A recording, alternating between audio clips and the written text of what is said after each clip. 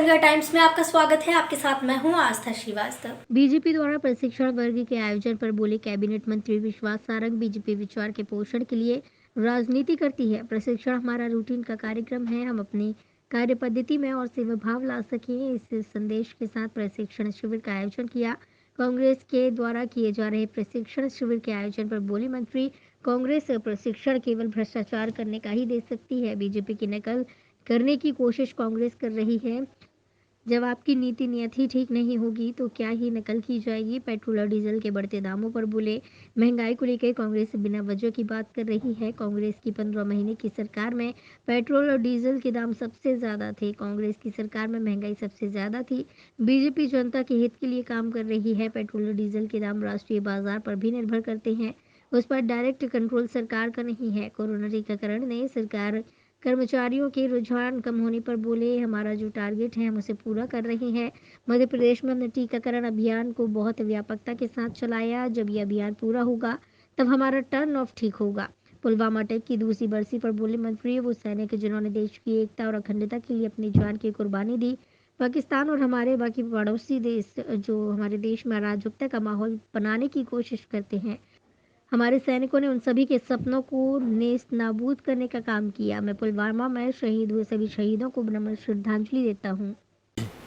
इस देश में रिंकू शर्मा जैसे युवा को केवल इसलिए मार दिया जाता है कि वो राम जन्मभूमि आंदोलन से जुड़े हैं, इसलिए मार दिया जाता है कि उनका सपना है कि अयोध्या में श्री राम का भव्य मंदिर बने।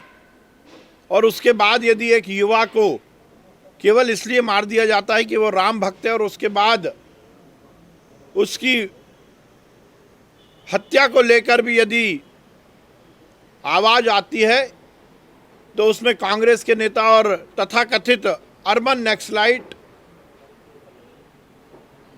इस देश का माहौल बिगाड़ने की कोशिश करते हैं तुष्टीकरण की नीति के कारण। निश्चित रूप से रिंकू शर्मा के साथ जो हुआ वो बहुत गलत हुआ।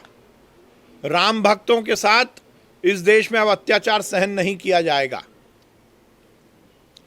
बातें आ रही हैं कि वो क्योंकि राम जन्मभूमि पर मंदिर बनने वाले जन जागरण अभियान में शामिल हुए थे इसलिए उनको घेर कर मारा गया, जो निंदनीय भी है और निश्चित रूप से शर्मनाक भी है। दिल्ली में चाहे वो केजरीवाल हों या कांग्रेस के तथाकथित नेता हों, उन्हें रिंकू शर्मा जी की हत्या पर कुछ बोलने की ज़रूरत नहीं महसूस हुई, जबकि उन्होंने लगातार इस देश में तुष्टीकरण की राजनीति को बढ़ाने का काम किया है। मैं ऐसे कांग्रेस के नेता और वामपंथी नेताओं की भर्त्सना करता हूं जो कि तुष्टीकरण की नीति को इस देश में बढ़ा रहे हैं। तो प्रशिक्षण केवल भ्रष्टाचार करने का ही कर सकती, क्योंकि नेता सिखाएंगे क्या? जो जिसने किया है वही नीचे सिखा सकता है। तो कांग्रेस के नेताओं ने तो नेहरू के समय से लेकर और अभी तक केवल इस देश को तोड़ने का, इस देश में विघटन करने का, इस देश में अराजकता फैलाने का, इस देश में केवल और केवल भ्रष्टाचार के माध्यम से स्वयं के हित की राजनीति करने का काम किया है। तो कांग्रेस के प्रशिक्षण शिविर में सिखाने वाले क्या सिखाएंगे, ये एक बड़ा प्रश्न चिन्ह है। मुझे लगता है कि ये केवल भारतीय जनता पार्टी की नकल करने की कोशिश कांग्रेस कर रही है। पर मैं कांग्रेस के नेताओं को कहना चाहता हूं कि हमारे यहाँ आदि अनादि काल से कहा जाता है कि नकल के लिए भी अकल की ज़रूरत होती है। जब आपकी नीयत ही ठीक नहीं होगी, जब आपकी नीति ही ठीक नहीं होगी, जब आपके नेता ही ठीक नहीं होंगे, तो आप प्रशिक्षण किस बात का कर पाएंगे?